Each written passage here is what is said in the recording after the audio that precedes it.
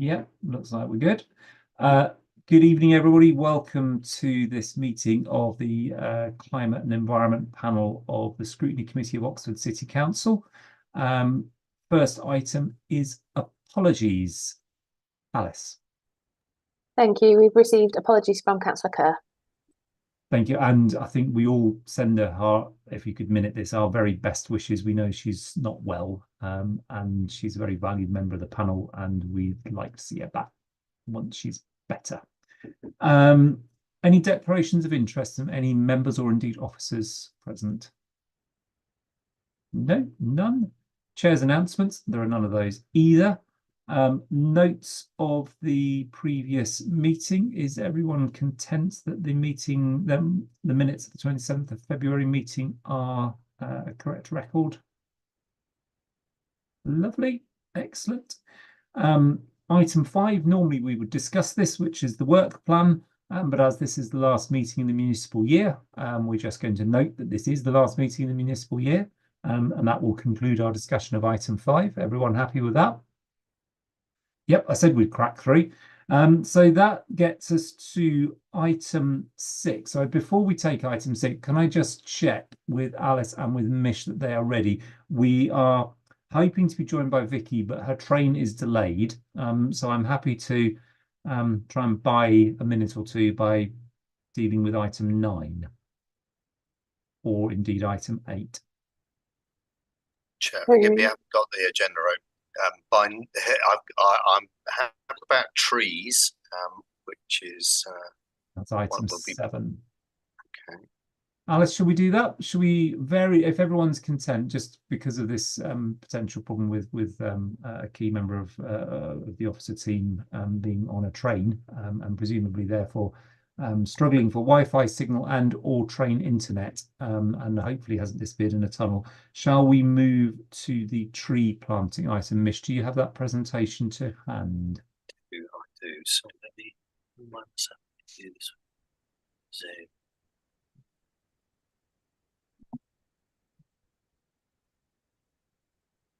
So I think what we'll do is we'll let Mish do the presentation unless there's some question of fact or comprehension that comes up, and deal with questions at the end. But if you do have a kind of, I genuinely don't understand what's just been said question, please ask it there and then. Just turn your mic on and ask, because it's a small panel, we won't be formal. Okay, Mish, over to you. So I was asked to provide a kind of an update around tree planting. I think I should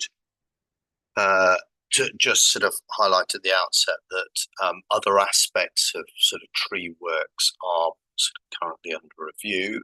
There's been a change in terms of the line responsibilities for trees. So literally just this week, it's been announced that that the Parks team is moving under Jane Winfield. So Chris Bell and co will report up through there. And that Jane and the property services team, which is led by Malcolm Peake, will effectively provide the kind of the clienting oversight for tree management and maintenance in the city. So that's from a kind of an oversight perspective, and also the council's tree policy, which dates back to I think 2014 thereabouts, and sort of sets out how we go about maintaining, managing trees, and also deals with some of the aspects around engagement with their members and local community members and so forth. That's also in the process of currently being updated. So myself and other officers are feeding into that process. So just to be clear, this is not that. This is to do with specifically around planting of new trees. So this is what the current sort of situation looks like in the city. This was as measured by the when we did the piece of work for the urban forest strategy in 2021. So this is not bang up to date data, but in reality, given that we've got some 250,000 trees, it won't have changed a lot. So this, I think, is a pretty good picture. And I think so. We planted as a council around 10,000 over the past decade. We're very, very unlikely to plant 10,000 over the next decade, even if we had the money, because the view of our parks team is that most of our parks are effectively fully planted out. You really wouldn't want to put that many trees in them. There are sort of pockets that can be done, and of course there would be tree replacement is an ongoing requirement. But that's kind of broadly where we're at. The total canopy cover in the city, and this of course reflects all trees then, so trees in people's back gardens and as well as street trees in our parks and so on. At 22.3%, we ain't the highest in the country, but we're not bad actually. We're pretty good in Oxford. It's pretty high. I've given you some comparables there with Exeter slightly above us, London slightly below us, Bristol quite a bit below us. Birmingham is comparable with us, by the way, just as well. And then when you look at the actual spread of canopy cover, and these slides will be available. I appreciate this might be small to see, but we'll circulate this around. It varies quite a lot. And these, by the way, and apologies, these are the old wards. So this is just a copy and paste out of the urban forest strategy document. This is not clearly the new wards, but I trust everyone can more or less work out what would be them. So Headington Northway has the highest level of cover. Lye Valley has the lowest level of cover in the city. And as a result, in the urban forest strategy, we set out a sort of a policy approach in terms of tree planting, which certainly would seek to point new net planting towards those wards which have got lower levels of canopy. Straightforwardly, there is some degree of correlation between canopy cover and level of deprivation, but it's not an exact one. And in terms of benefits of trees and so forth, I don't think I need to go through all of that, because I suspect you're pretty clear and au fait with why we might wish to have more trees. So I'll just go on to the next slide. So these are the objectives and the principles that we've set out in terms of our planting approach. So the first, and to note, because we've got this very significant amount of canopy already, is to protect, improve, and manage the existing trees that we have. It's really important that we take good care of them as best we can. When we are planting new trees, it's important that we work to improve biosecurity, manage pests. By pests, I mean everything from sort of ash dieback to Dutch elm and so forth, which are we just have to sort of work with and live with, and we're not likely to eradicate, but we can take steps to sort of improve the situation. The increased canopy cover, right tree, right place, is what it really means is that where there is an opportunity to put in a large tree, and sadly there are few opportunities in an urban environment to plant large trees these days, by which I mean, for example, an oak tree, a beech tree, something that's going to get really big, then we should take that opportunity, because of the fact that it is there are so few such opportunities. Is really important that we do take them. Then we have to, when we're looking at street trees, for example, particularly where they're sort of put into paved surfaces, despite the fact that you can now put this quite sort of smart permeable sort of tarmacy type stuff around them, and so forth, which helps. We still have to be mindful about their resilience in terms of the potential drought, the salt that might come off the road if it's one of the ones which has which has been gritted in the winter and so forth. So that's what that's all about. Species diversity. We turned a corner a little while ago, and if Tristan were back with us this evening, he would explain that just simply saying we must have native species only is not actually the solution.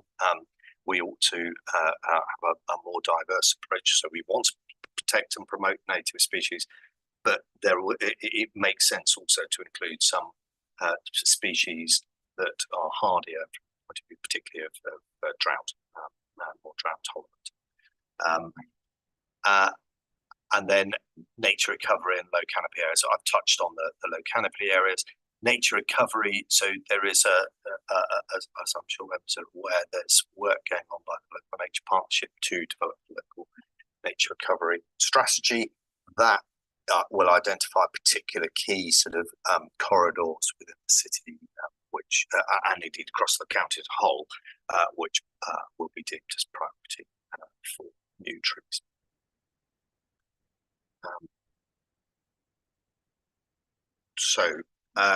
What have we been up to over the last winter? Well, we planted 74 trees in parks, recreation grounds and other locations. That's part of the sort of the standard cycle of tree planting that ODS undertakes through each tree planting season, which, so mind you, is sort of October to March-ish. We're about at the end of it now. But we also, we're really keen to try and engage our residents and indeed businesses for that matter around the benefits of additional tree planting. So we developed the Tree Mails mini-series of newsletters, which was pretty successful actually in terms of the level of take-up. That went out in November, I think it was. It was linked to Tree Week. And as I've sort of highlighted there, the fact that we've got 90% of Oxford's land is private gardens is something that we should encourage people to take advantage of the opportunity to plant. And then the county council, I suspect most members will have received information emails from the county over the course of the past few months telling them about tree works that are going on in their ward. Essentially, they've been undertaking a significant maintenance programme of street trees across the city, which has involved in the end removal of about 70-odd street trees, which were found to be at the end of life. What they committed very sort of clearly to us is that that'll be replaced on a 2-for-1 basis, with the principle being that the first tree replacement will be replaced in situ, so in essentially where the old trees come out, as far as possible. Now there will be the odd exception to that, where perhaps the tree has died because it wasn't in the right place. But that's where the first tree goes, and where the second tree goes. Well, I've already had discussions with the officers, and they've accepted the principle of our urban forest strategy that they should follow that guidance we provided. So, if there's an opportunity to put a tree in Lye Valley, that would be the first that we would ask to take, and you can step back down through the list of water on that basis. So, we've also asked sort of for a bit more work to be done to identify all of the empty tree pits across the city, because there's quite a lot. And there hasn't been a systematic log of these. So ODS is aware of some, and county through this recent exercise is aware of some too. They only managed to plant 40, by the way, in this winter period, and the reason for that is that they've only just essentially got the kind of new tree team together. But they're very clear that sort of the full number, so that the balance would be about 100, will be going in next winter planting season. And all trees, whether we're planting them or county is planting, are sort of given water and aftercare.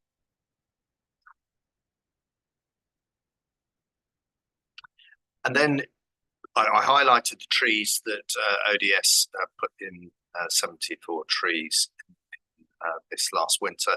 this is their tree planting program for the next for the coming winter. There's a sort of cycle. I think it's on a 5-year basis, which steps around a number of wards. And so these are the ones which are going to be priority for the next round of planting. And this is primarily around replacement. So what they're coming in to do is they're replacing trees. And as I mentioned, the Oxfordshire County Council will conclude its program too. That is that. So just share. Thank you very much. I won't take it personally that mine was the only ward on the west side of the city which wasn't on that list. I wonder what I've done to offend them. Anyway, never mind. Maybe it was omitted by accident, or maybe we just haven't got anywhere where you can plant any trees, but that might be an issue. Thank you for that. That was very helpful. I've picked up a couple of notes which I think reflect some previous discussions and some of the things that we've talked about on different items, and also things that I think we were heading for. So this makes some points in the round. Call on Catherine, and indeed Anna if she wants to join in with that. Shaista added some comments before she broke for iftar. I think one thing on behalf of Emily Kerr, who's not here because she's unwell, I think something that all members would really like, and community groups, is some understanding of how they can make the street tree process work. I think all of us as councillors are kind of like, inventing a wheel, and then discovering that said wheel is colossally expensive and difficult, and then we all complain. So I think something that sets out what the process is for identifying, say, one of these empty tree pits for a replacement tree, identifying how much the cost is, telling people in advance how much the cost is to get the shock over and done with, explaining what they get for that cost. And I think a really key point that Emily made, which is when community groups want to contribute to that cost, what's the process for doing so? So a kind of how to make this happen document would be very helpful, and I hope that would be our sort of first recommendation. The second point I wanted to pick up was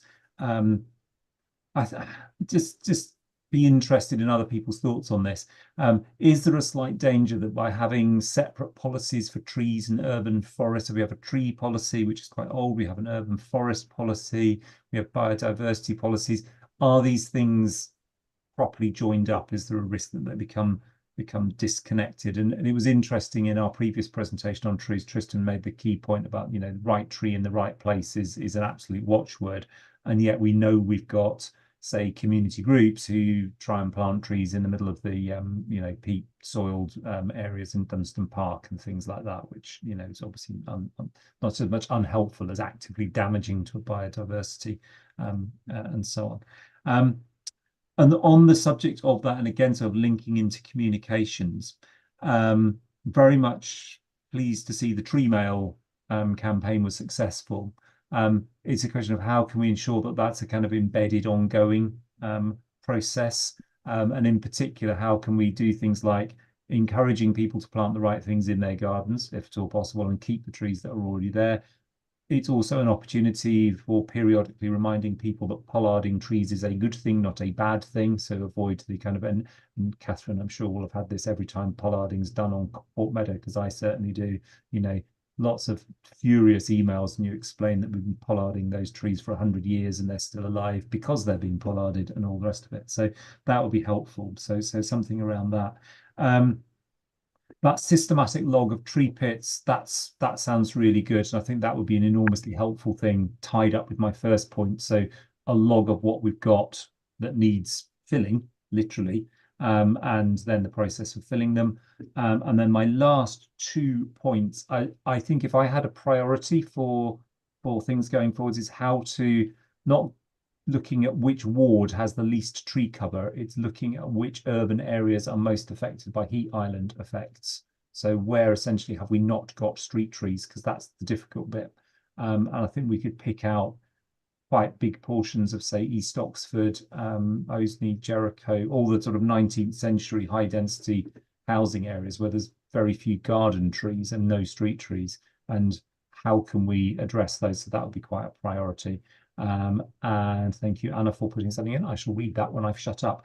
And as a final comment, I think we made a recommendation as a panel on concern about the parks client not really being a thing and it actually existing in people's heads. We were told that wasn't an appropriate recommendation. It was kind of a no response. So I'm delighted that despite the no, it's now being taken seriously. So that's good. So for our committee members, well done. It turns out we have power. So great stuff. Right, I will now shut up and ask Catherine to continue.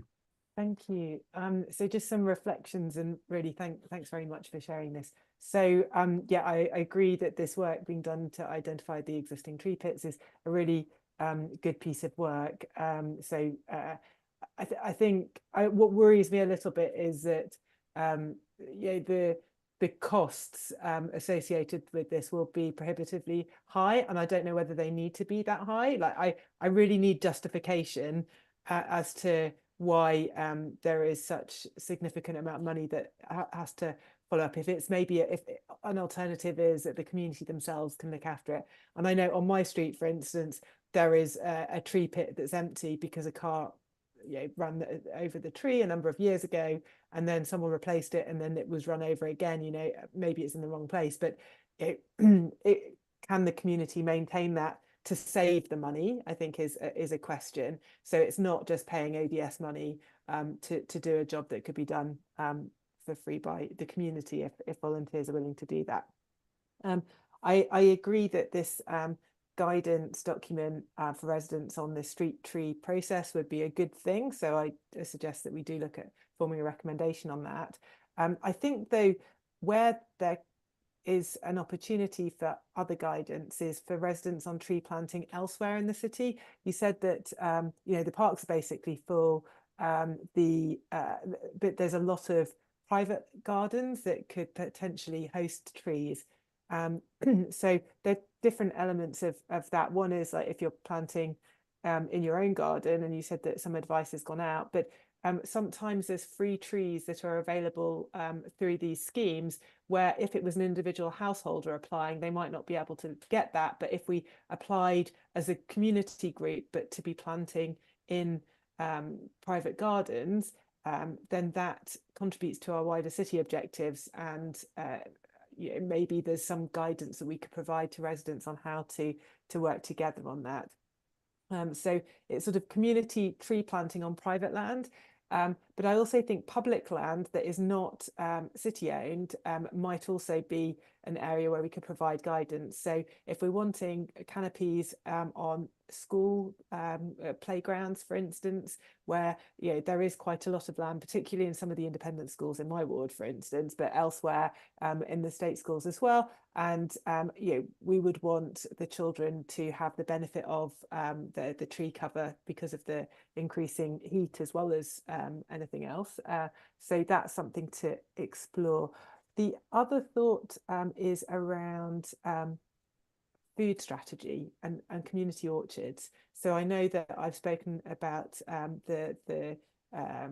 one of the parks sort of next to my ward, and whether there's an opportunity to create a small community orchard there.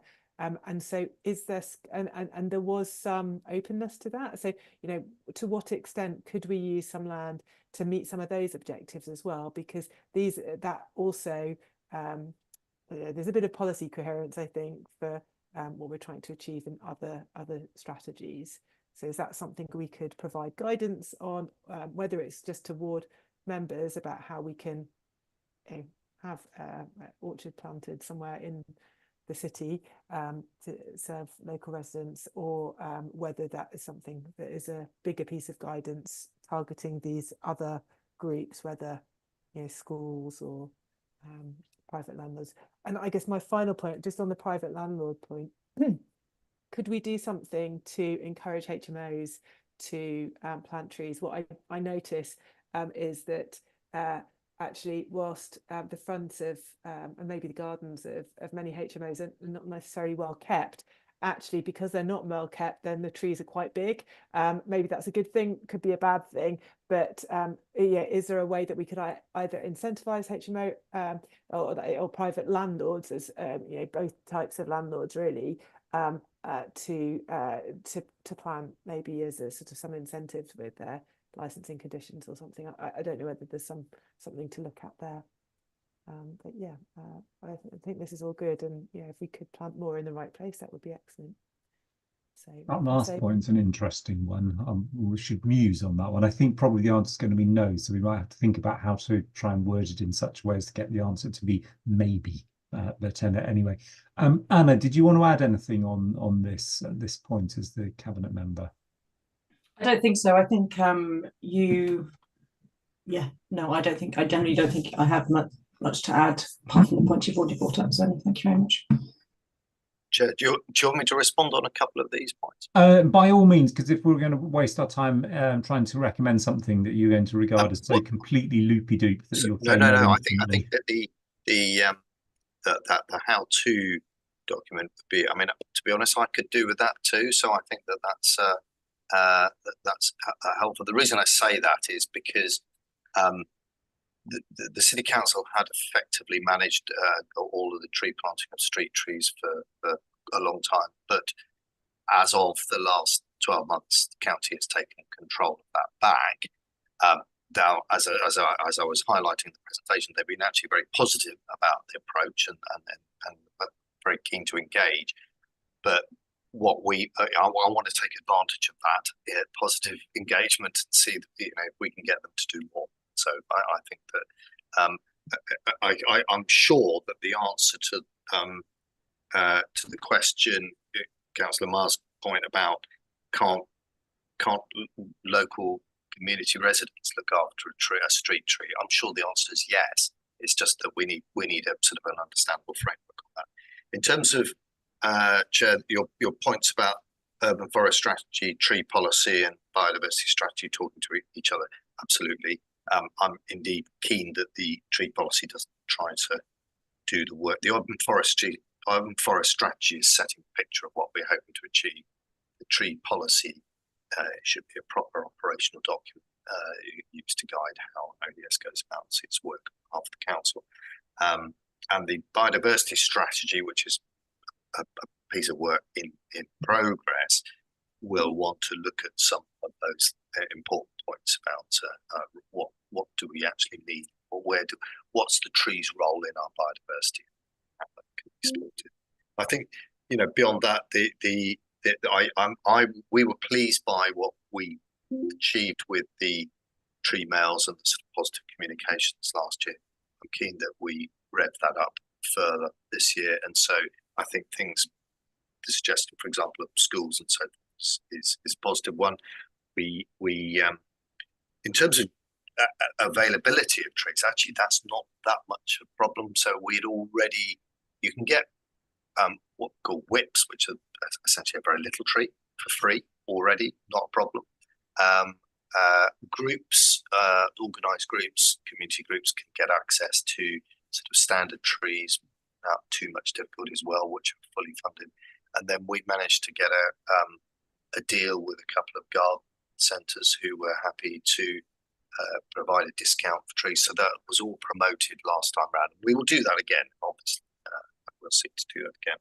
But the overall cost point, yeah, that is a challenge. Street trees, because of the issue around pits, the kind of the going rate at the moment is approximately £4,000 to £4,500, which includes the 3-year maintenance afterwards. But it is expensive.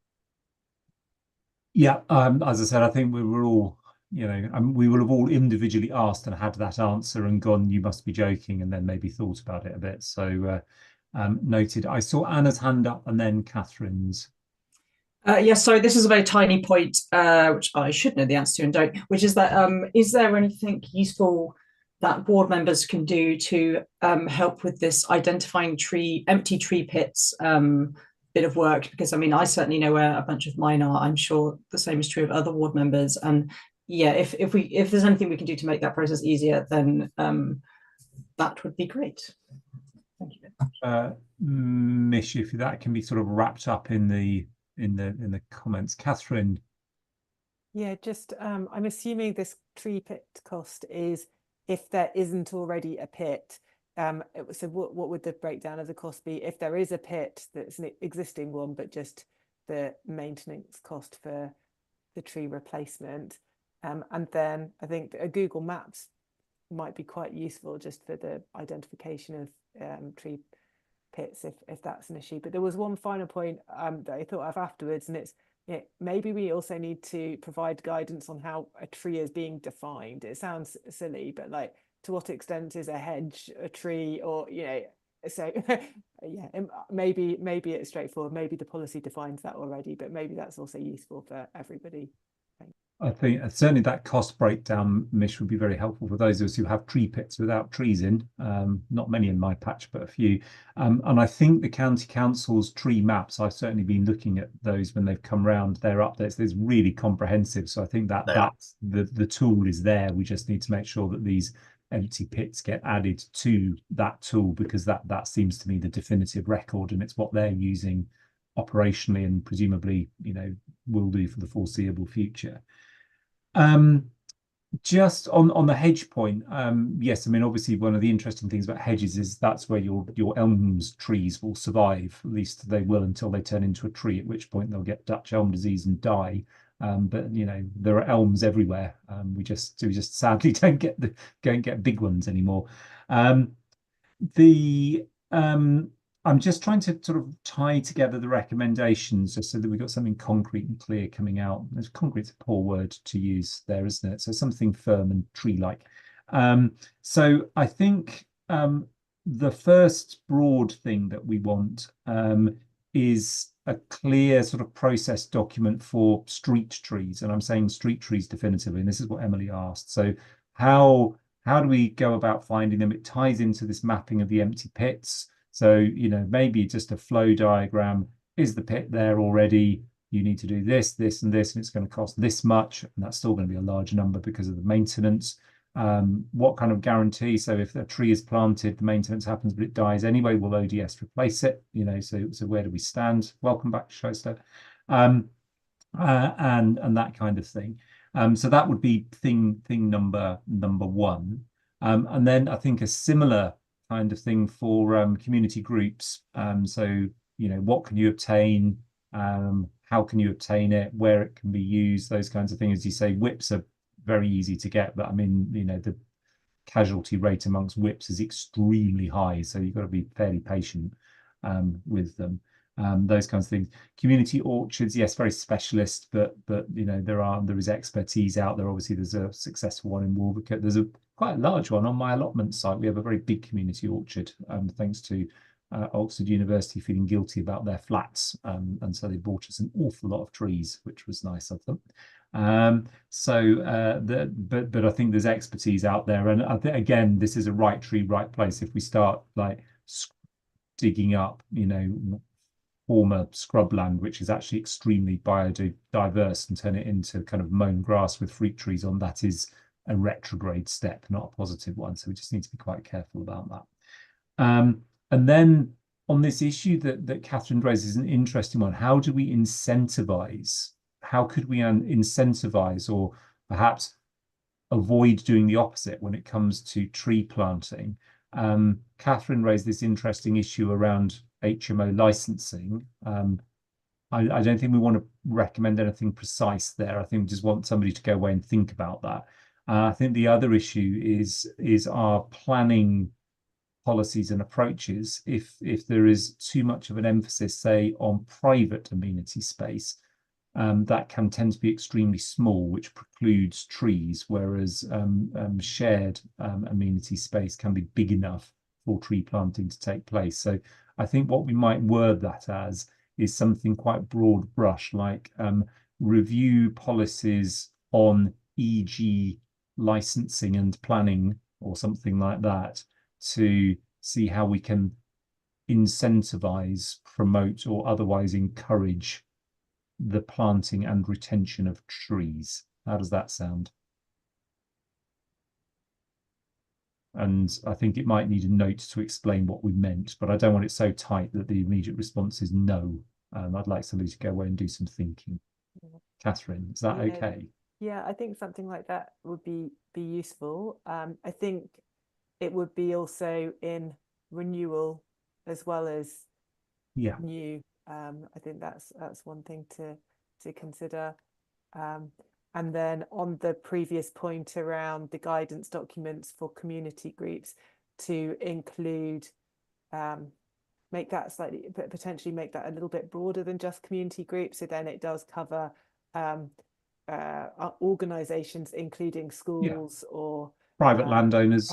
yeah, exactly. I think that Yeah. would be I mean, great. you think Public or private. you mentioned schools. I mean, business parks strike me as being huge landowners with lots of scope to do things. So Absolutely. within the city, I don't think we want to be trying to tell Oxford colleges how to manage their trees. There might be a raised eyebrow, so I suspect they've got rather longer experience than the city council at doing it. But anyway, yeah, I think now that I think covers the things which I hope are helpful, Mish. There are mostly, as you could see, around communication and linking things together. There is a kind of let's explore things sort of suggestion. I know there's a risk it might just fall on stony ground, but I think that's a risk we take as a scrutiny panel, bearing in mind the sort of resource limitations we have and the council has. Catherine, did you just stick your hand up and then take? I did. I was just reflecting. My colleague, Councillor Landell Mills, has often, I think, called for when children are born within the city to be given a tree, and I just thought, and that people can plant in their gardens, and so I just wanted to reflect on that for a second. Yeah, if that were the case, we could say that. Is there something that can be done if we have free trees to give away anyway? Could we have a scheme like that where someone with who's had the birth of a child might want to be in touch to claim one of these free trees that they could put in their back garden if they. Well, I think if the thing's free anyway, I think we'll just steer people towards it. They can celebrate anything. They could mark someone's passing. They could mark a significant event in their life, anything like that. I don't want to tie it to just one. So, Shyster, now you're back. You're silent for some reason, though you're unmuted. Right, can you hear me now? Oh, God, yes. Good, there you go, boom, loud and clear. I was just saying, I've got my Yorkshire tea, so I'm a happy woman. I just wanted to ask about places of worship. So, for example, we expect a new Hindu temple very soon, imminently. It's very exciting. I think it'd be very good to put something specifically maybe around any new kind of communal faith-based building to encourage tree planting and to encourage a design that is more in line with the environmental policy we want to see. Obviously, I appreciate some of these potential facilities will already be in existence, and they're not exactly going to be built from scratch. However, I think it would be good to put something in this around those lines. Yeah, I think let me just think about how to do the wording so that it doesn't look as if we're kind of picking on one building. Something around community building, new community buildings and spaces. I mean, the city council has, a number of community centre projects on which it's working, and that would be a place to pick that up. Clearly, new places of worship will come through as different communities create one. And obviously, the one you highlighted, it seems the most likely, but I mean, there's ample scope for other groups to come forward. But if we can kind of capture that in some wording around community spaces and things like that, is that okay? Yeah, that'd be good. Yeah. Okay, if we can sort of separate that out, or Alice, we're not making your life easy here. That may be a sub-clause or something, but the general gist of what we're after is communicating, so we make clear how people can help, both as individuals, as councillors, as community groups, so as private individuals, private organisations, community groups, and as councillors, contribute to the success of the tree policy. through and then subclause a whole bunch of things which we're suggesting. So for the purposes of making them recommendations, separate them out, but I think they're all under that heading. Catherine. Yeah, just, I mean, it could be that we do have just brackets with examples, e.g. schools, places and worship, etc. Yeah. You know, community halls, scout guide huts, or you know, Absolutely. that sort of thing. So we can give some tangible examples without it being an endless list, because Yeah, things like, I mean, I was just thinking about it, actually, the Fulcum Boatyard and things like that. I think the general gist we want to signal is we'd like to see these facilities with trees around them, not car parks. But if we said that and then named a particular religious group, I think that might come over as being a bit unnecessary, if you see what I mean. A bit over the top. But yeah, I hope that's helpful. Alice, are you happy that you've captured that slightly rambling list of things? Oh no, Anna is not happy. No, Alice, tell me you're happy, and then we'll worry about whether Anna's not happy. Yeah, I think just a couple of bits I wanted to double check. So the one around the guidance for community groups, did the panel want that to include sort of information around costings? We had a We'll leave it specific broader. issue around street trees, and I think costs are important to include as part of information generally. I mean, we've talked about this, you know, the shock of the street tree cost, but you know, the cost is what the cost is, and I don't think anyone's offered a rationale for why it should be different. With community groups, you know, I think you might want to point towards, here's a cheap or even free resource, WIPs, but that requires a lot of maintenance and things. If you spend money on a tree, then there's much higher chance it will survive, but you know, you've got more upfront costs. So I think those kinds of things ought to form part of the information on trees and things. I see Anna first and then Catherine, and then I am going to wrap up to avoid going in circles or adding bits. My point was just about how to sort of quantify adding trees. Do you want to do number per area, or actually is sort of like canopy cover at 10 years or whatever a better way of doing it? I don't know the answer to this question. I just thought, yeah, because I mean, in the local plan, I sort of wanted to get a sort of canopy cover, you know, per pavement, you know, length thing in, which I didn't manage to do. But I just wondered if, yeah, this is very incoherent. Sorry. No, I take the point, and I think it might be helpful as these policies develop, Mish, for measures of success to be thought about. I think with something like this, it's quite a complex measure of success. Is increasing the canopy helpful? I mean, if you had a piece of woodland, you increase the canopy, you reduce the biodiversity. That's how woodlands work. So if you want biodiversity in a woodland, you've got to have sunlight coming into it, or else you have a dead forest floor and nice treetops. So I think you've got to be slightly careful on that. I do think one of the measures of success I would like to see is around heat island effect. So where there are urban areas where tree cover is limited, trying to identify opportunities for the kind of significant tree, Mish, that you were talking about. You know, I can think of you know, there's a tiny triangle of road in the middle of my ward where if I could get an oak tree walloped in the middle of it, I would love to, but I strongly suspect there's a massive storm drain underneath, and so that's not happening. But you know, those kinds of opportunities. Whereas if you look at some of our more modern estates, Blackbird Leys, for example, there's very heavy tree cover in the urban areas, and that offers a lot of shade, which is quite successful. So, but yeah, thinking about measures of success, I think, is probably where we're going on that. Catherine.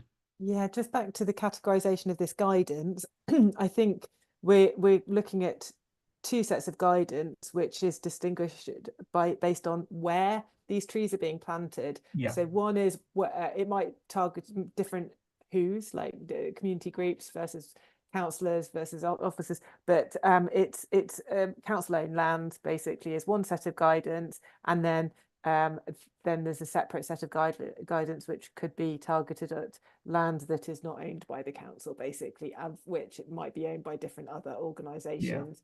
But one thing that on the what, which is probably useful in both sets of guidance, is funding opportunities for some of the ongoing maintenance, because regardless of whether it's council owned or or not. For instance, the Neighbourhood Forum in Summertown and in other parts of the city, you know, that's a source of seeking funding to pay for those ongoing maintenance costs of the trees, but there will be other sources as well. So it might be worth addressing that in these two sets of guidance, or more, depending on how many you choose to sort of split it out. But yeah, I think that's a good differentiation. So public land that's publicly owned, hence the street trees, and then other land which is diversely owned, as it were.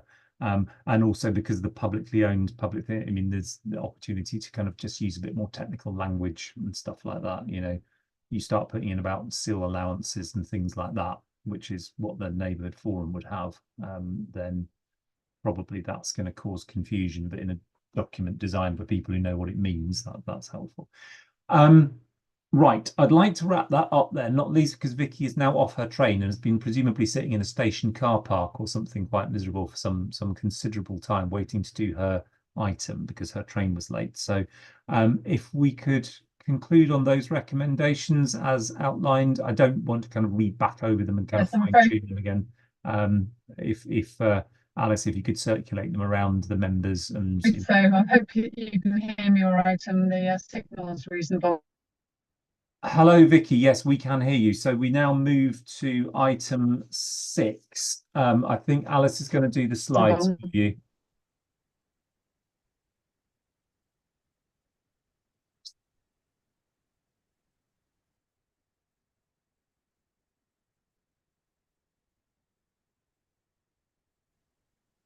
Can you hear me okay? Yes, I'm not sure you can hear me though.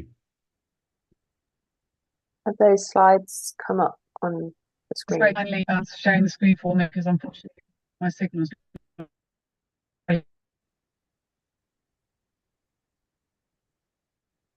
I think this might struggle. Let's give it another go. And if not, is Mish still here? Yes, I can give a kind of a second-rate version of the presentation that you would have otherwise had.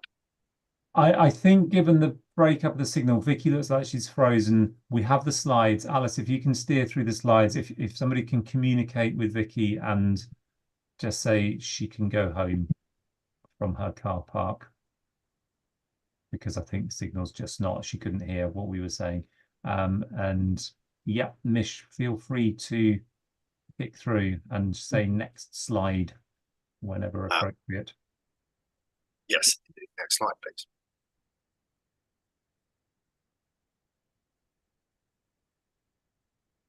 Right, so yes, this essentially provides a kind of an overview of what we're trying to actually do here when we think about installation of photovoltaics in our buildings.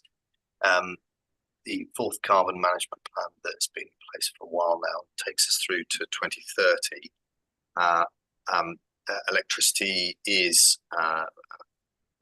as you can see, a significant proportion of our emissions already.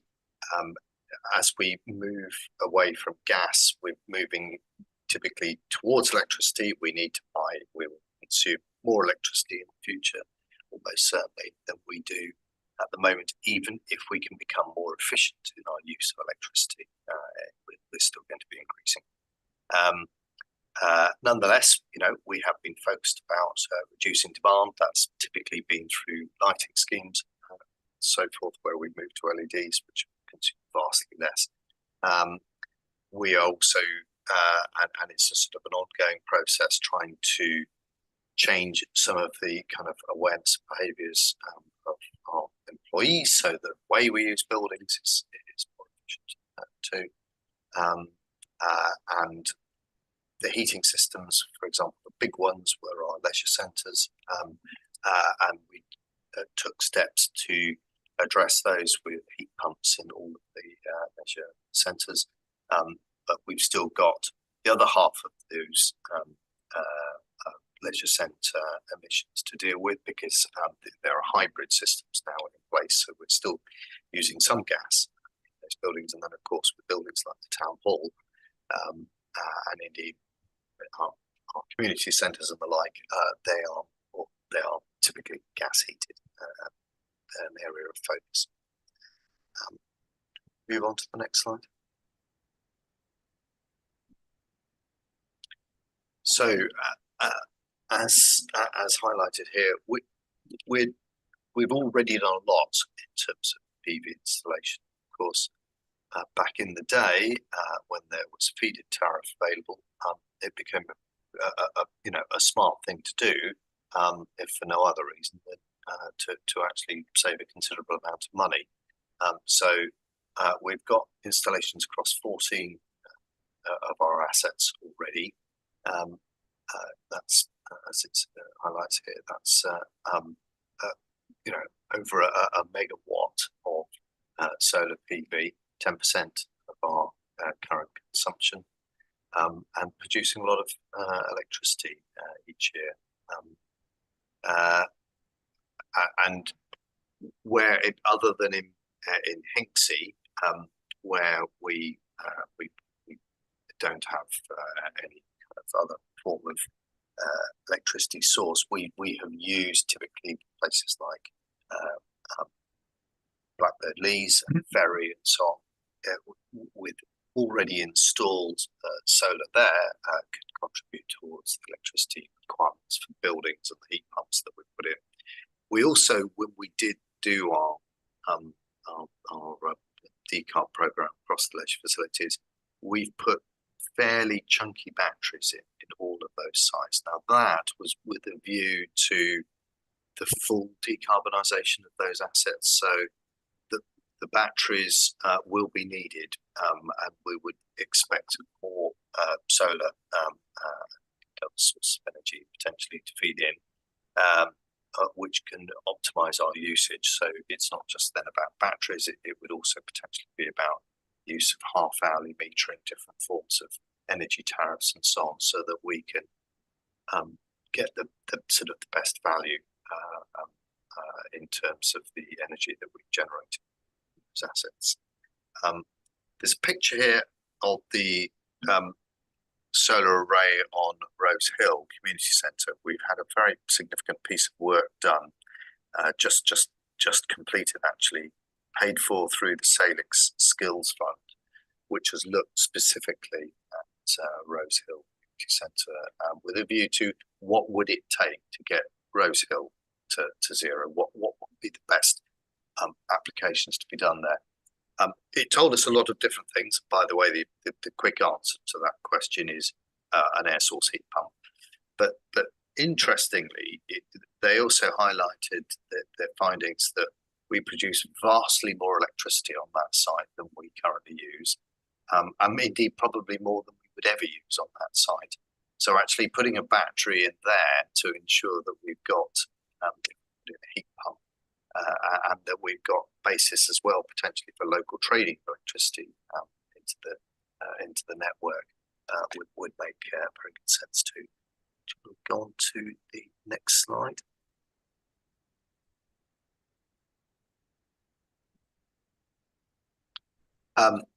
So these challenges, some I think are hopefully well known to you. Funding gap, yes, we don't have in our reserves money set aside for decarbonisation of council assets. So quite straightforwardly, we need to access grant funding to do that. Positively, the government has been consistent in bringing forward each year new funding rounds. So there should be opportunities for us to be able to dip into future funding rounds to do this. And listening carefully to the opposition at national level, I'm not hearing different from them either. So I would hope that whoever wins the next general election, there will still be a pipeline of funding available for this sort of work. The infrastructure needed to upgrade to add solar. I mean, this point that and sorry, I should have said right at the outset here that we're also joined by Juliet from the corporate property team who works with Malcolm P. And Juliet, pleased because we've lost our main presenter. Do feel free to chip in at any point if you want to make some points. But I know, talk to Juliet and to Malcolm. I mean, they would highlight is that we need to think about the whole building approach when we're thinking about installing additional solar. For example, you know, does the roof need sorting out? Because you would want to put solar on the roof and then have to redo the roof after you've done that. So you'd want to look at the thing in an integrated way. We talked briefly at the last CEP meeting and about grid constraints, and I promised that we're going to bring something back on this. We will do so in due course if that's if the committee wishes that. But this is a very real issue already, and a factor that we have to take into consideration. For example, on Oseney Island, when they lost a local substation there during the course of last summer, all of the people who have solar panels on Oseney Island were asked to switch them off. This is in the middle of the summer, and the reason is that the local network, the sort of temporary substation brought in, could not deal with the sort of fluctuating load from photovoltaics.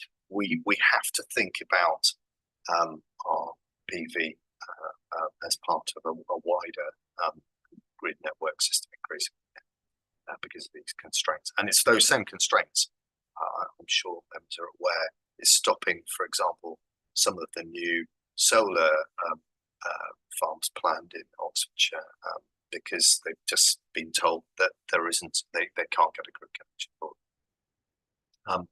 We've been told by SSEN that there's going to be some major reinforcement in the outskirts of the city in 2028 and again further in 2030. That should alleviate some of these grid constraints that we've got, but as you can see, that is some while off.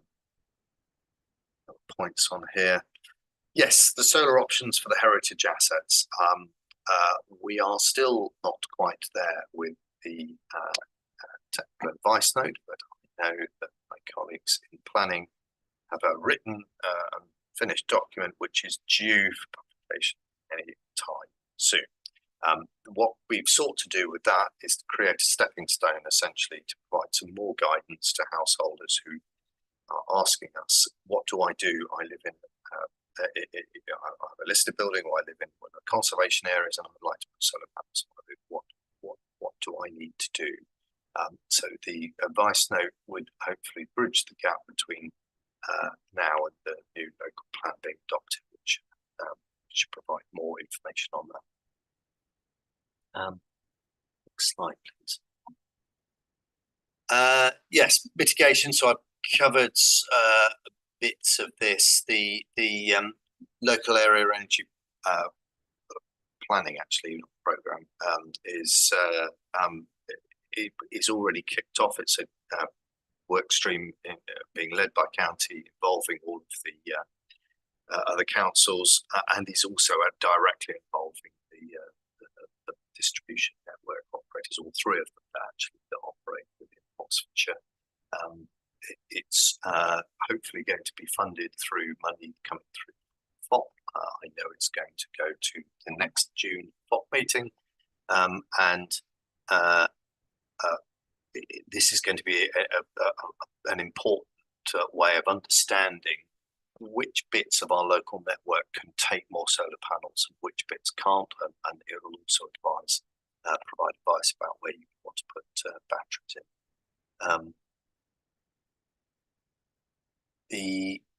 I'm just scanning down here for sort of other bits.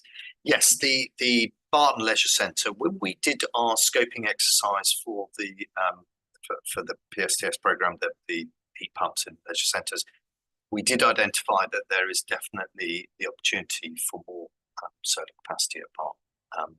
Indeed, we actually got some plans drawn up for how and where that could be installed.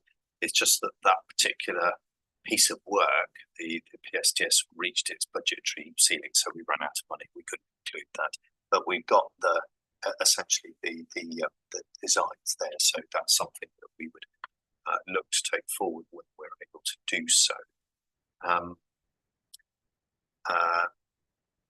And I think the other points on this slide really point to the fact that there is a kind of a cross-council approach now in terms of looking at some of these grid constraints, where sometimes solar is going to be part of the solution, sometimes it might be part of the problem. We certainly, if you can combine solar with batteries, it's almost certainly going to be part of the solution, because you can essentially retain your electricity on the site and reduce either the outflow or the inflow required developments. So that's going to be important going forwards. Next slide. So yes, I see that I have jumped the gun on this particular slide. So this is indeed the report that we had, which I have referenced, about Rosehill Community Centre. This gives you the pathway in terms of how we would go about decarbonising that particular asset. As I mentioned, it has huge amounts of solar already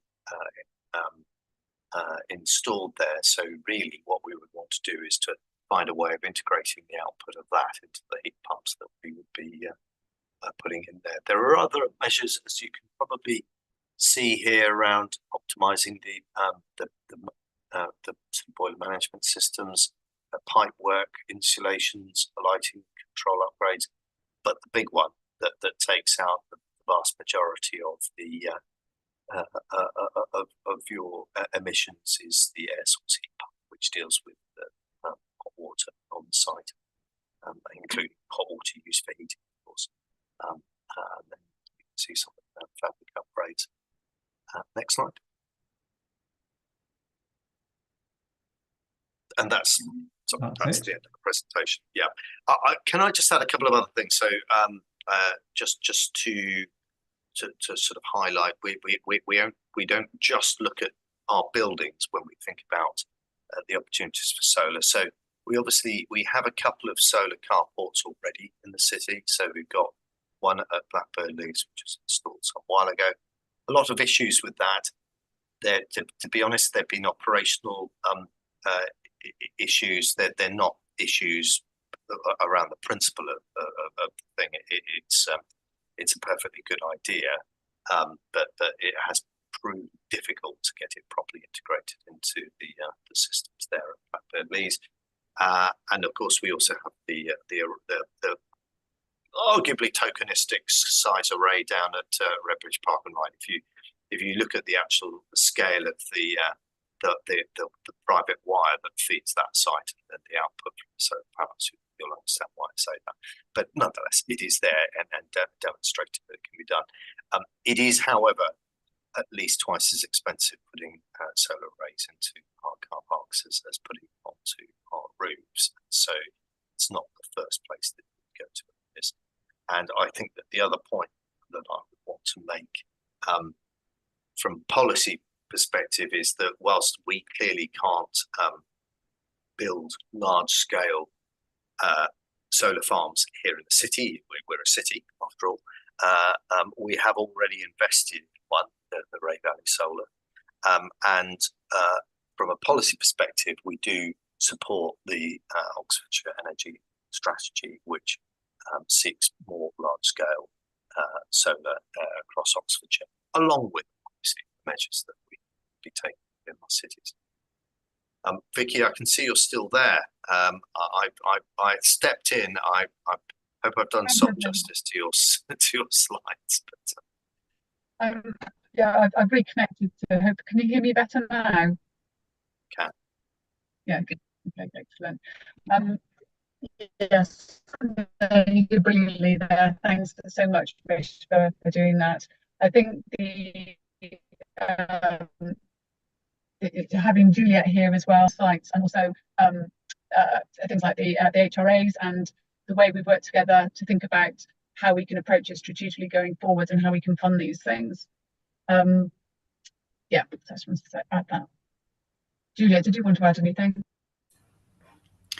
It was just sort of to touch on the point that Mish said about sort of other potential issues around, for instance, re-roofing or needing to put structural supports in.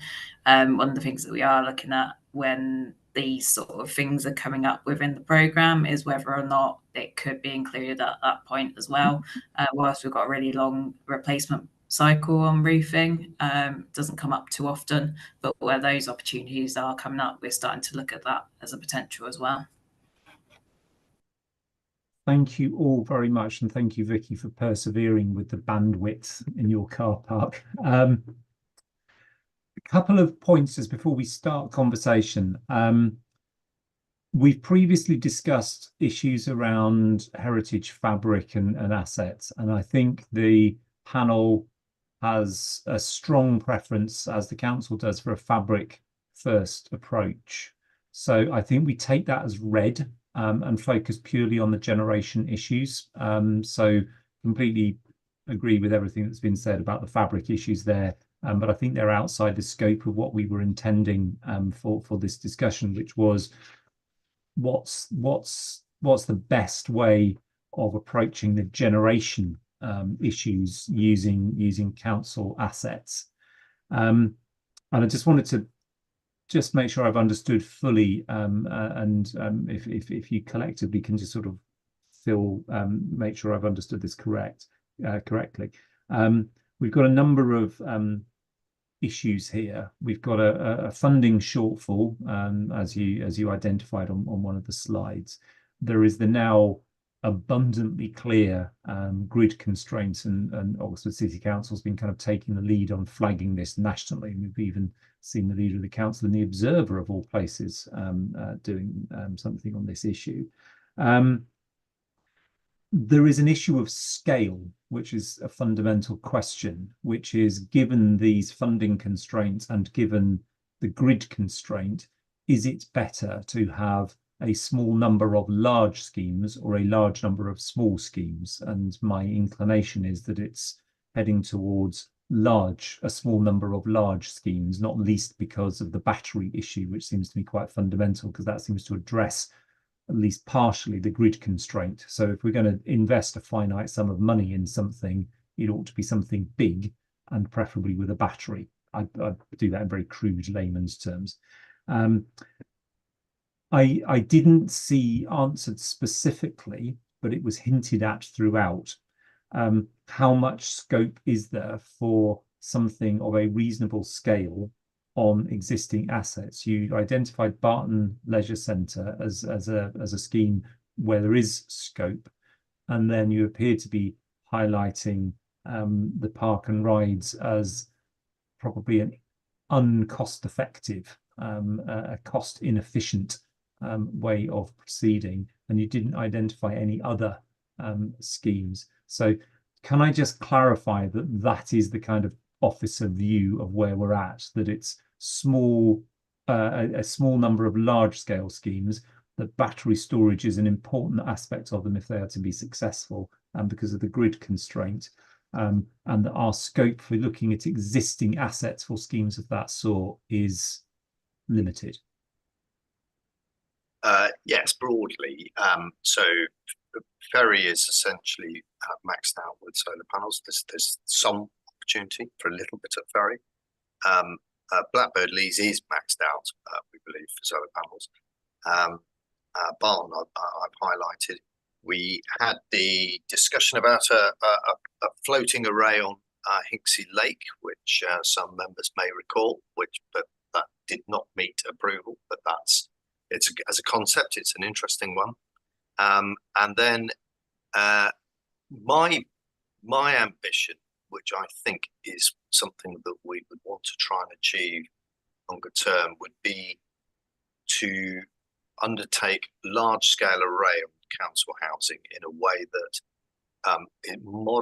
it uses the model that Low Carbon Hub have, which essentially is Low Carbon Hub it rents the roof space on the school, and it puts the solar panels up on the school, or some factories and other businesses.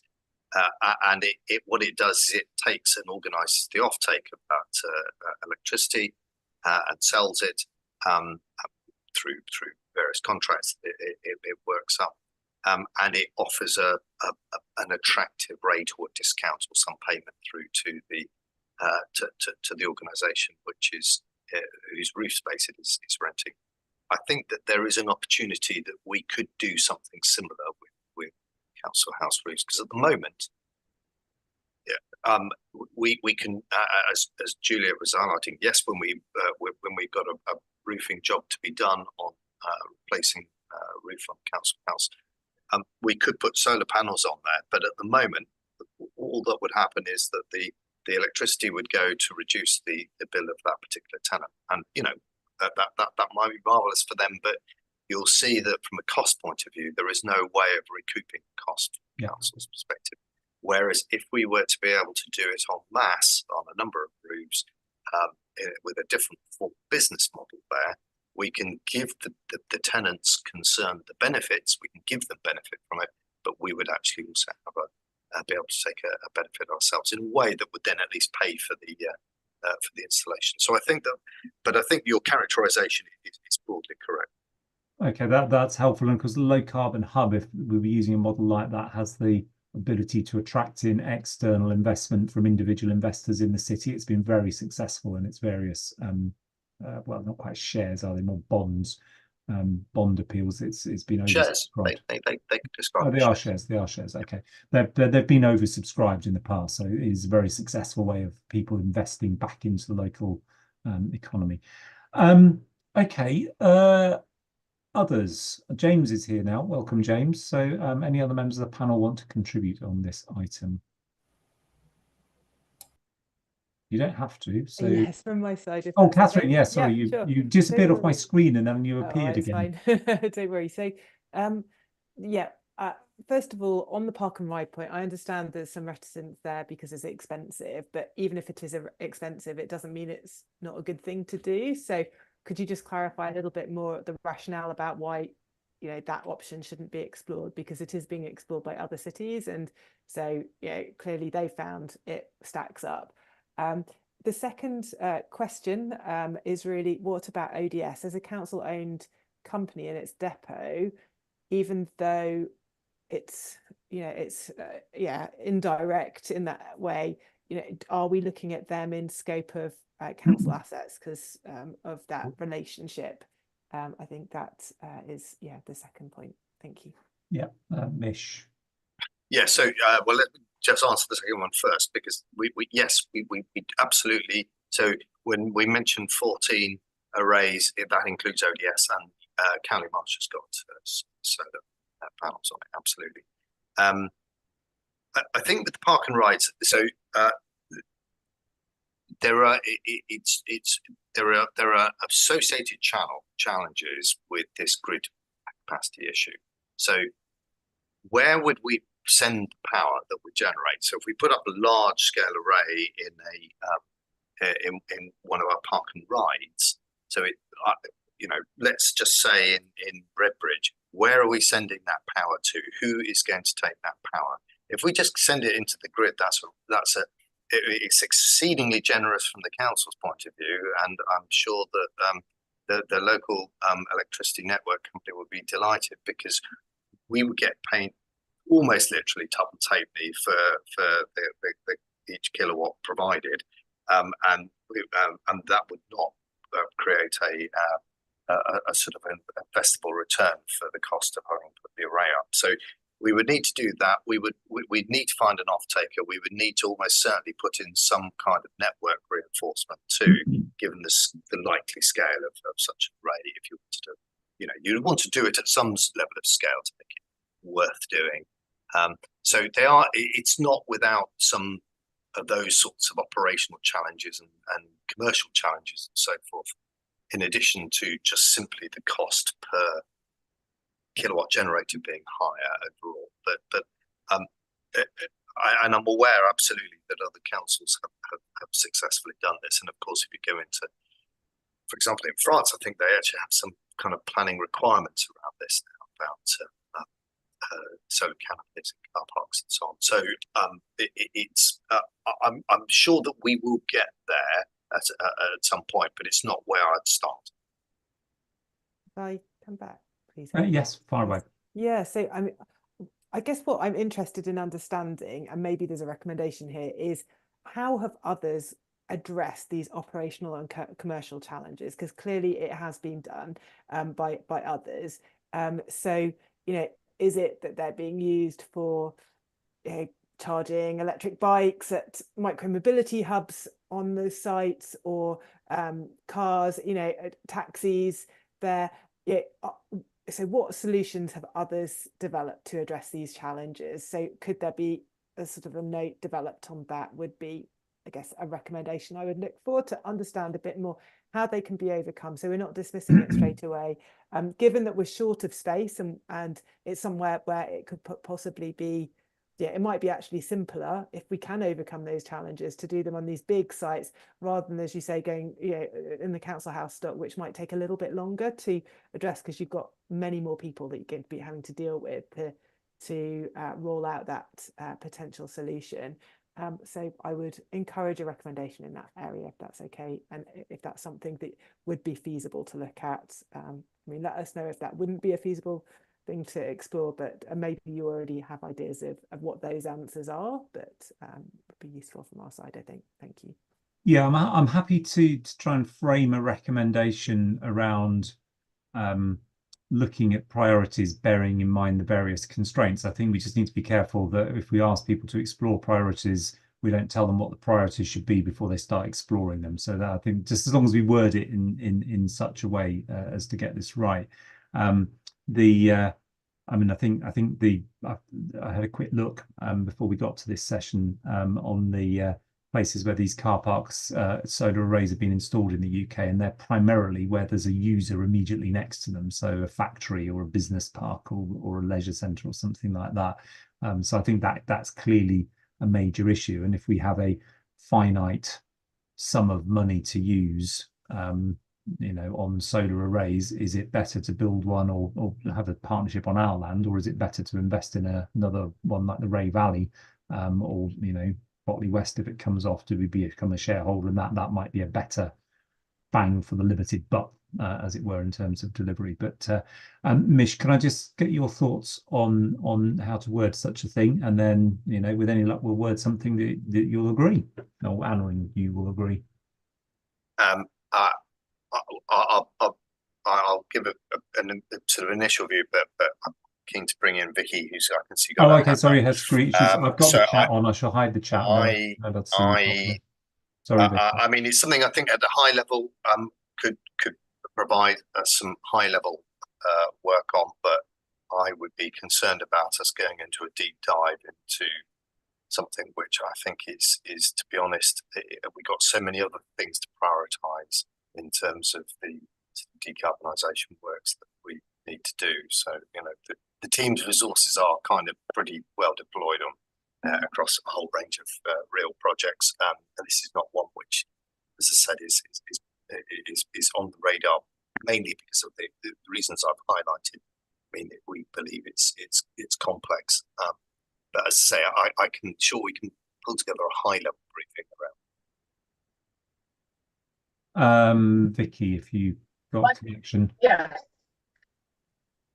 Serendipitously, the reason I'm sat in the car is that I've just come back from a day working with SSEN around energy and planning, and all about our local area energy planning programme. And some of the tools that they have there allow us to map our aspirations, both near term and long term, and also give us insights into the areas that are constrained. And I think there's a lot of value in us spending our resource in doing that, to understand where the pockets of high constraint are, so that we can better plan or mitigate, whether it's battery storage or otherwise, into those areas, so that we don't end up with inadvertent inequality in terms of our distribution around any of our low carbon solutions, solar being one of them. We're working with the Zero Carbon Oxfordshire Partnership to create this industrial strategy, which again looks at how to decarbonise the city and to maximise our collaboration to the benefit of everybody.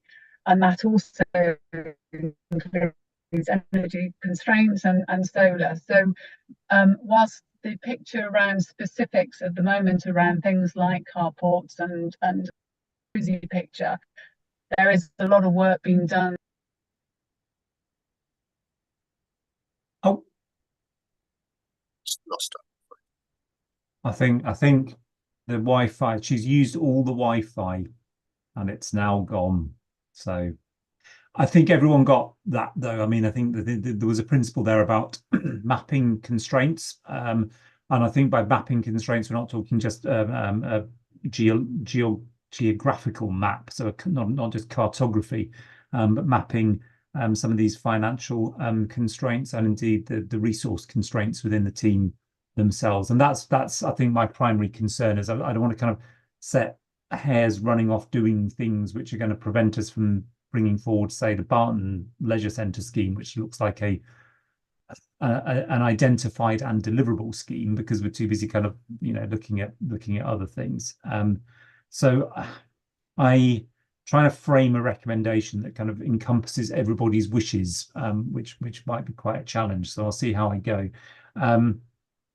I think what I'd like us to recommend to the team and cabinet member or whatever, whoever we're making the recommendation to, that recognising the funding and grid constraints and the limited scope for more PV on existing council-owned assets, because there aren't many left from what you've said, that we recommend prioritising large deliverable projects, that we explore longer term options such as solar arrays at car parks or words to that effect, to assess the constraints on those projects, and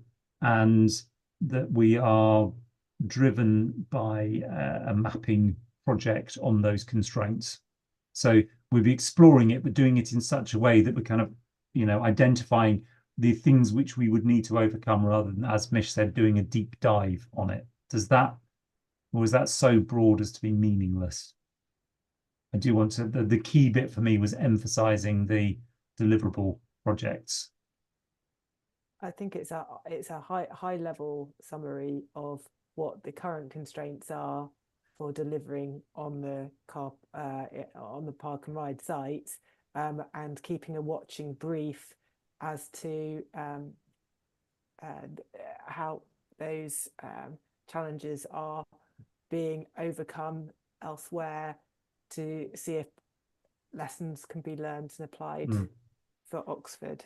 Yeah, I'm happy with watching brief, and I'd also add not just overcome, but I mean, obviously, if there's a potential for partnership, I mean, one of the constraints is our ability to access capital. If somebody comes with capital, then that changes the equation, doesn't it, for prioritisation? So somebody rolls up and says, "I've got 50 million quid to spend on putting solar panels up." You know, that might be a good thing. I actually have it's a connected question which might feed into this same recommendation, and it's basically, are there we talk about what is being defined as existing council-owned assets, and we're running out of those assets to put solar on, but are there innovation opportunities where, say, for instance, solar is being put on different things than it has been done before through pilots elsewhere, that we could either ourselves pilot because there's innovation funding that comes with it, or that, again, we might want to keep a watching brief on?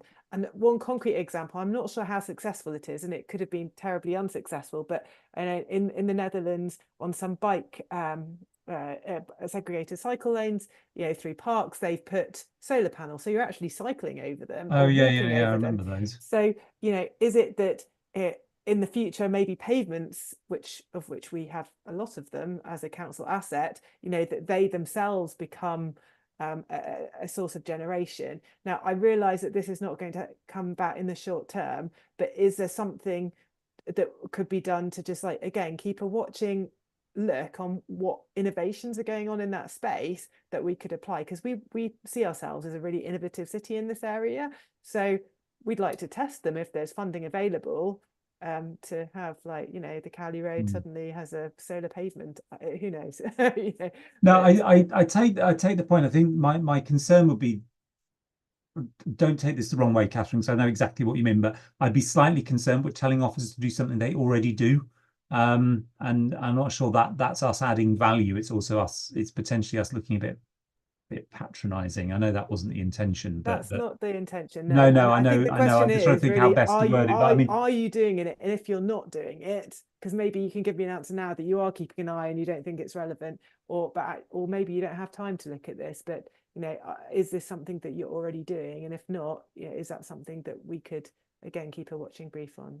I mean, based on the work that's previously been done by the team over a prolonged period, I think we've been at the cutting edge of a whole load of things. I mean, the battery is the obvious example, and I think that comes with the job description. I think that's what we would expect that to be part of the day job of all the staff involved. So, Nish, I see you nodding, but feel free to intervene. Yeah, yes. I mean, the team aren't. In a sense, the team are kind of natural. There's a sort of natural selection for people who go and work off in the environmental sustainability space, and people who are really interested in this kind of stuff. So they do. There's the WhatsApp group for the team is buzzing with this, or have you spread this, or did you see that sort of thing. So there is an awareness about it, but there's a difference between being aware that because you're absolutely right that there are already some cases of pavements that been demonstrated with solar panels, but our approach is still very focused around our 2030 target for the council and our 2040 target for the city. And so, whilst in some cases it's worth trying out something novel, as you say, if something comes up and there's a piece of funding and so forth, it kind of makes sense, we can do it. But we are trying to focus as far as possible around delivering against those, really big, crunchy targets, and that it's stuff that works, and we know it works. We want to do more of. So I just noted that Juliet had a hand up just earlier. It's fine, Mish. You covered what I was going to cover. But one thing we do need to consider, even with that sort of thing, is still grid constraints. There's still the same constraints there. The energy has got to go somewhere. And yeah, so that still comes into it as well. Yeah, and again, officers, don't take this the wrong way either. But I mean, my fear is probably the opposite end of things. Again, long experience, and not just with Oxford City Council, but with any team full of people full of innovative thinking. Is the temptation is quite often to kind of focus on the innovative thinking, and the slightly less interesting stuff potentially slips. And I'm sure that's not the case, and it's exactly what Mish has just described you wanting to focus on. And so I guess the horizon scanning I am happy with, but focusing on delivery, so deliverable things which are going to make a difference, rather than spending anything that would distract from that, I think is where I would want to go with a recommendation. I'm conscious that James and Shiesta haven't offered anything to this interesting and nuanced debate, but if they wanted to, now is your opportunity. They don't want to. Okay, I think we'll leave that as it is. Alice, I have tried my best to come up with a recommendation which encompasses both a bit of horizon scanning, but a focus on deliverability. I hope that is not so broad as to be kind of like, motherhood and apple pie, because I do want that point on deliverability to be a recommendation. If I have to sort of nudge it towards a vote, I will, but I'm hoping to avoid that. So Alice, can you sort of confirm you've got the general gist? Yeah, I've got the gist. I'll work it up outside the meeting. Fine. And I think we might want to include a specific reference to Mish's large-scale array on council housing project. I think that sounds like a potentially exciting opportunity. And if it does have that scope to generate capital, which I think is clearly an issue, for us, then that's a good thing. So Catherine, are you content with arrived consensus at a consensus, or do you want to push it a bit? Yeah, I think horizon scanning is a good way of putting it. I'm not expecting that we're going to deliver these projects straight away, but I just think our timeframes that we're looking at, things can change also quite quickly, and so it is just good to be aware and ensure that that's sort of more formal rather than just on the WhatsApp. That's all. Okay, fine. So continuing to horizon scan for opportunities, both physical and commercial, something like that. Yeah. Okay. Lovely. Right. That, I think, forms our recommend. It might split into a couple of recommendations, but at the moment it's one quite long one. So thank you very much. Thank you, Vicky, for struggling through with that. Thank you, Julia. If Mish wants to stay for item 8, which is the year in review, feel free. Otherwise, to head off and do something else. And thank you very much indeed for stepping in there. And similarly, Anna, if you want to stay and look at our year in review, you can. So that concludes item 6. Item 8. Alice, if you'd like to just explain what you've done and why, and then we can go from there. Yeah, of course. So this report has come to the panel following the panel's request at the November meeting to have a bit of a year in review item. It provides an overview of the panel's work to date and offers an opportunity to reflect and look at how the panel might best add value going forward. Within the report, it's suggested that the panel considers aligning its approach to scrutiny of climate and environment issues to the zero carbon dioxide priority of the refreshed corporate plan once that's adopted, to complement consideration of the net zero master plan. So as part of this report, the panel's asked to note and comment on the report, confirm its agreement to the suggestions that I've made as to which recommendations should continue to be monitored, or agree any amendments as required, and just reflect on the panel's work to date and give consideration to impact and where more value could be added going forward. Alice, thank you so much for all your work on this. I think this matches what we wanted, which was some kind of rolling record of what we'd asked for and things, because we were concerned that even where there was an initial refusal, much as with the Parks client issue, it turns out that we were right all along, and people have seen the wisdom of our recommendations. So it's nice to have a little record of that. But obviously with things where we get that's a nice idea but not yet kind of response, which is obviously going to be quite common with the kind of things we're looking at, it's helpful to have this kind of record going forward. So I'm very happy with it, and I do want to thank Alice for all her work on it. But Catherine, you've been here longest, as it were, a founder member of the panel. Is this what you were hoping to see? Absolutely. And yeah, just reiterate my thanks, Alice, for all your work as well, not just on this report, but supporting the committee over the last year and a bit since it was founded. I think it's great to see that we have had impact, and that actually I think generally, even as a group, we've agreed on most things and come up with some valuable recommendations. I have some ideas of things going forward, some additional items that I think we ought to consider, and I can share them in a moment. But with the recommendation that you're also asking us about regarding the ensuring consistency between the new corporate strategy, environmental priorities within that, it does make sense as an alignment. I would suggest that we do go along with that recommendation. And in a moment, I can give these a couple of additional items to you if you'd like, but I'll pass on to others. I think it's worth pointing out, for additional items, it will be for next year's panel to decide those, not us. So I think I don't want to go there, if that's what you meant.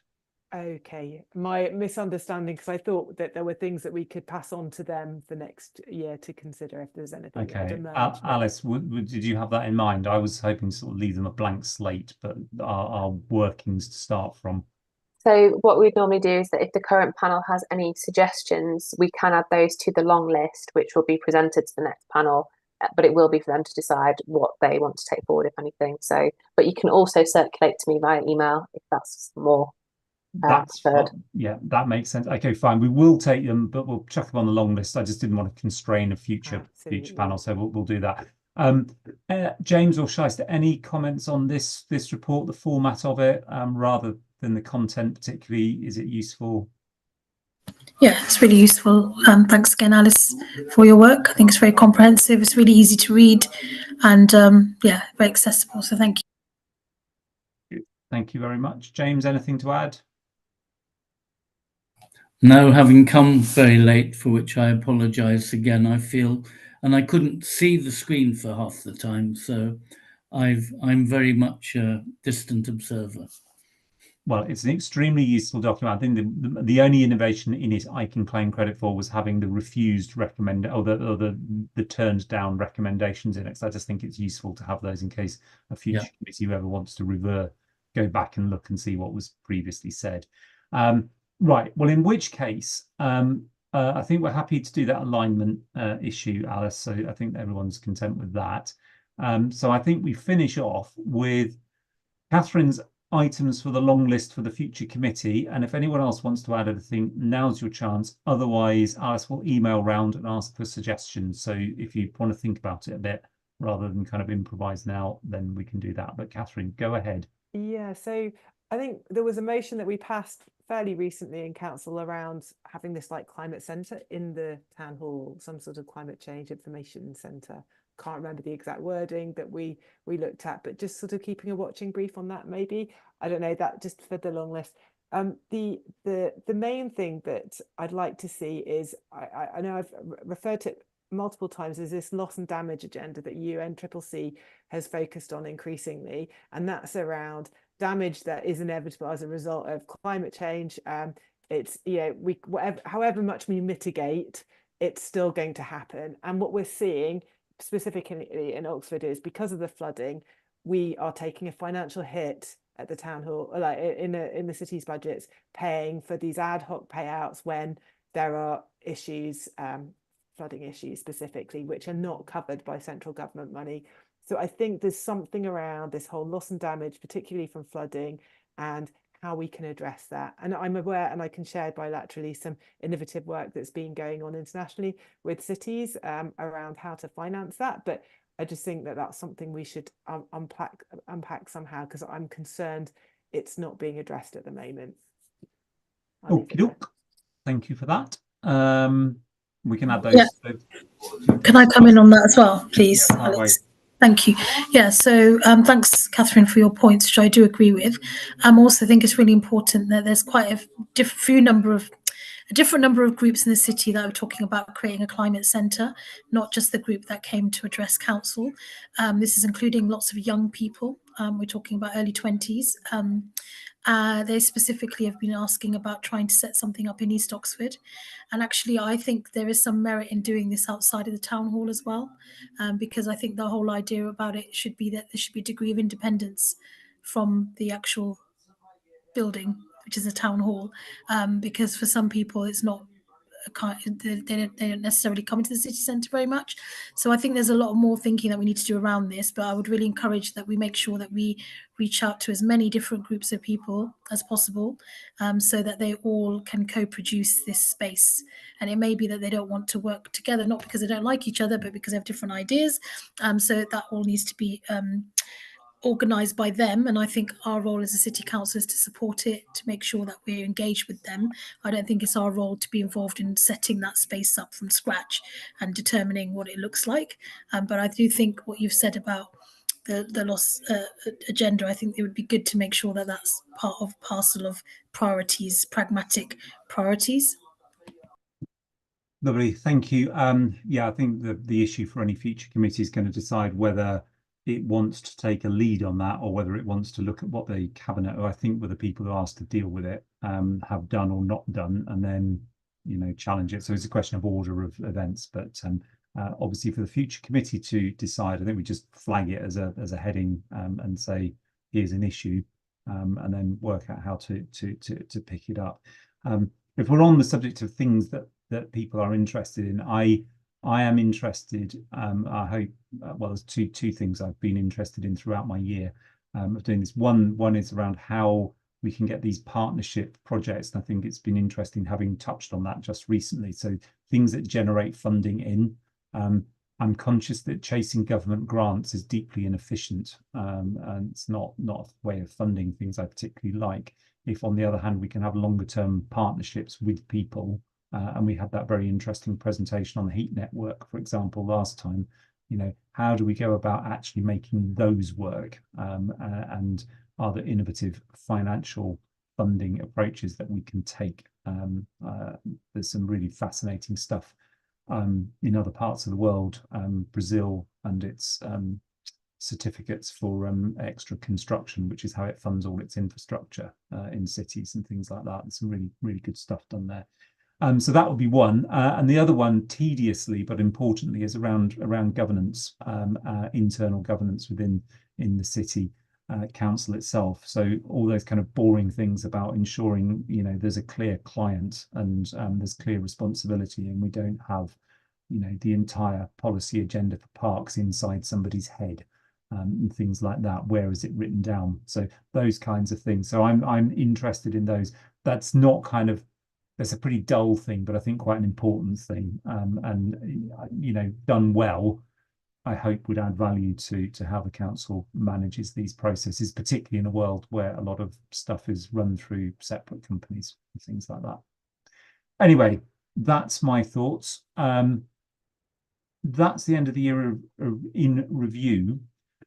So I will move to item 9, but before doing so, I want to thank all of the panel, Shyster, James, Catherine and Emily, who is absent, who have contributed hugely to, I think, a really interesting and I hope productive. Interesting isn't always productive. I think we've managed to be both. A set of sessions during the year. I want to thank all the officers who've come, so Mish in particular, but all his team, all those that have worked and supported him. I want to thank Anna Railton, who sadly nipped off to go and write a presentation on floods, I suspect, for tomorrow, and has attended assiduously and contributed hugely. But mostly, and without belittling any of those previous things, I want to thank Alice, who has been absolutely brilliant throughout, and without whom, etc., etc. I've been hugely grateful for her support, advice, clarity, and all the rest of it, and her extreme politeness when chasing me when I've forgotten to do something, which is only on a couple of occasions had to do, well, probably every occasion, but I hope it's not been too tiresome. So thank you all hugely much.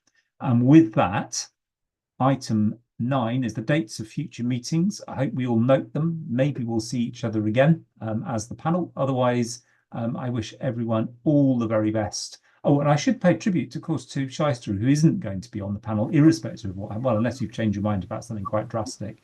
No. In which case, a particular sort of thank you and farewell to Shyster. Thank you. And I've only been on the panel for 30 seconds compared to the rest of you. So thanks to you, Alex, as well, for including me in all your thank yous. Well, you're going on to, I'm sure, greater and more interesting things, and we shall think of you. Lovely. With that, good night. Alice, do I need to stay on to do anything, or are we okay?